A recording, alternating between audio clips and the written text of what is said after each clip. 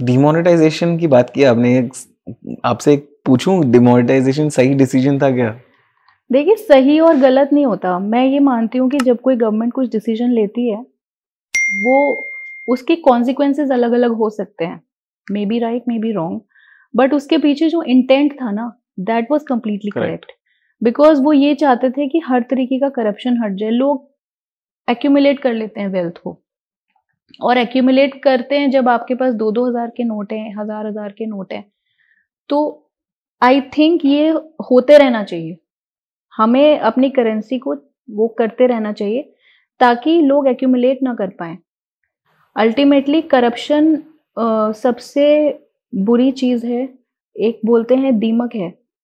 अगर करप्शन हट जाएगा ना, तो ऑटोमैटिकली हम लोग डेवलप्ड कंट्री बन जाएँगे। We are so powerful and so great as a nation. Course. आप बता रही तो मैं सोच रहा था कि एलटीसी का आप करेंगी क्या अगर आप फिर 24 घंटे बाहर रहती हैं? नहीं, नहीं, कब ऐसा घूमने नहीं है। जाती हैं आप? नहीं, ऐसा नहीं है कि नहीं जाते हैं। कौन सी मैं आपने आज लास्ट तक ट्रिप कौन सी ली मैं थी आपको एलटीसी बताती में? हूँ कि मैंने अपने पूरे अभी तक के करियर में एक बार एलटीसी लिया है। कहाँ घूमे थे आप? तो मैं लास्ट ईयर कश्मीर गई थी घूमने के लिए। Oh, very beautiful. So that was the only one time. उसके अलावा जब हम घर जाते हैं तो हम एलटीसी क्लेम कर लेते हैं। अब तो मोदी जी ने वो भी चला दिए, चेनाब क्रॉस कर गई हाँ, वो वंदे भारत। जी, जी, कल कल ही उसका इनॉग्रेशन हुआ है। सो आई थिंक आगे जाके खैर अभी पहले की तरह तो नहीं है। अब तो चीज़ें इतनी ईज़ी हो गई हैं कि आप कहीं पे भी जा सकते हैं। इवन आपको 3 या 4 दिन मिल रहे हैं तो आप जा सकते हैं आराम से।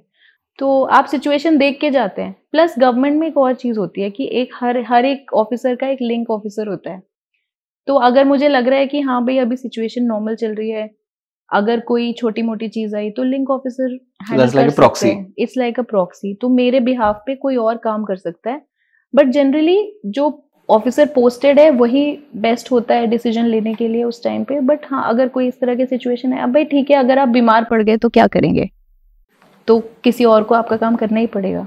तो अगर आप प्रॉपर प्लानिंग कर लें या आपके रिलेशनशिप्स ठीक हों तो इतनी कोई बड़ी दिक्कत नहीं आती है। मैं समझ गया कितना डिफिकल्ट है आपका काम, क्योंकि आपने अब बताया कि इतनी सर्विस में आपने एक ही एलटीसी अब अभी तक ले पाई है। I think that's fantastic ma'am.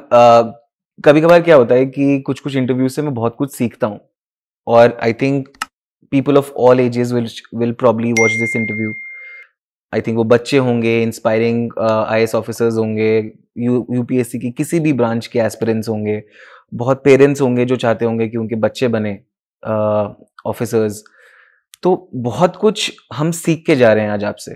Thank you so much. Thank you so much for being on the show, thank you so much for making time. I think मैं बार बार घड़ी देख रहा था कि मैं आपके टाइम को एक्सीड तो नहीं कर रहा, कहीं कोई बोलने आ जाए अभी।